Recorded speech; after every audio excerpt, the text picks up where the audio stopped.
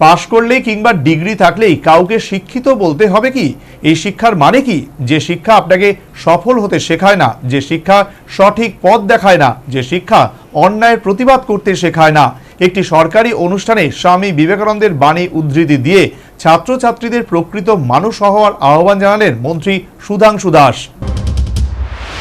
Doctor B R. Ambedkar স্বর্ণপদক এবং মেধা পুরস্কার বিতরণী অনুষ্ঠান অনুষ্ঠিত হল শনিবার রবীন্দ্র শতবার্ষিকী ভবনে অনুষ্ঠিত এই অনুষ্ঠানে তপশিলি জাতি উন্নয়ন মন্ত্রী সুধাংশু দাস, মেয়র দীপক মজুমদার, বিধায়ক মীনা রানী সরকার সহ অন্যান্যরা উপস্থিত ছিলেন।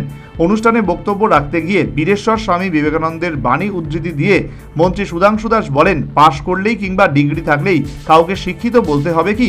এই শিক্ষার মানে কি? যে শিক্ষা আপনাকে সফল হতে শেখায় না, যে শিক্ষা সঠিক পথ দেখায় না, যে শিক্ষা অন্যায়ের প্রতিবাদ করতে শেখায় না।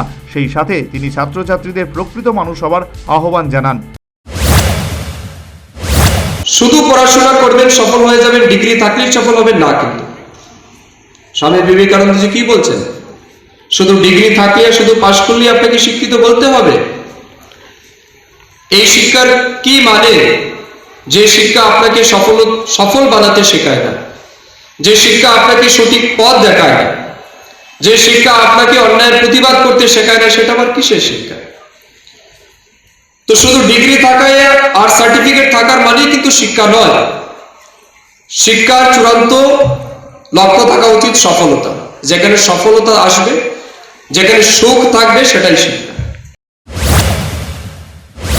এদিন তপশিলি জাতি উন্নয়ন মন্ত্রী জানান, সাধারণ ডিগ্রি কোর্স থেকে শুরু করে প্রফেশনাল বিভিন্ন কোর্সে পড়াশোনা করার জন্য রাজ্য সরকার তপশিলি জাতি সম্প্রদায়ের ছাত্রছাত্রীদের বিশেষ সহায়তা প্রদান করছে। সেই সাথে তিনি জানান, রাজধানী সহ রাজ্যের বিভিন্ন এসসি হোটেলগুলির ক্যাপাসিটি অনুসারে ছাত্রছাত্রী নেই। তিনি অভিভাবকদের সংশ্লিষ্ট সরকারি সুযোগ সুবিধা গ্রহণের আহ্বান জানান। হোস্টেল রয়েছে আমাদের বিভিন্ন স্কুলে, এসসি হোস্টেল, যেমন আমাদের এখানে জগন্নাথ বাড়িতে এসসি হোস্টেল রয়েছে। আগরতলা শহরের বিভিন্ন বড় বড় স্কুলের সাথে এসসি হোস্টেল রয়েছে। কিন্তু আমরা দেখছি আমাদের, মনে করুন এসসি হোস্টেলের সিট ক্যাপাসিটি আছে 100, কিন্তু আমরা দেখছি মাত্র ইনটেক ক্যাপাসিটি আমাদের কাছে এখন পর্যন্ত 30 জন, কোথাও 35 জন। 100% কিন্তু আমরা ফিল আপ করতে পারছি না স্টুডেন্ট। তো এখানে যারা মঞ্চে উপস্থিত আছেন, অফ দ্য ডায়াস যারা বসে আছেন, আমি বলবো এমন কোনো ছাত্রছাত্রী যার গার্জিয়ান হয়তো তাকে বাড়িতে রেখে পড়াতে পারে না, তার সমস্ত খরচা বহন করতে পারছেন, আমি বলবো আমাদের অনেকগুলি হোস্টেল আছে। আপনারা চাইলে আমাদের দপ্তরে যোগাযোগ করুন। আপনাদের ছেলে মেয়েদেরকে হোস্টেলে থাকা ফ্রি, খাওয়া ফ্রি, তার ড্রেস ফ্রি, কোচিং ফ্রি, সবকিছু আমরা ফ্রিতে প্রোভাইড করছি তাকে। তো এই ফ্যাসিলিটিটাও কিন্তু আপনারা গ্রহণ।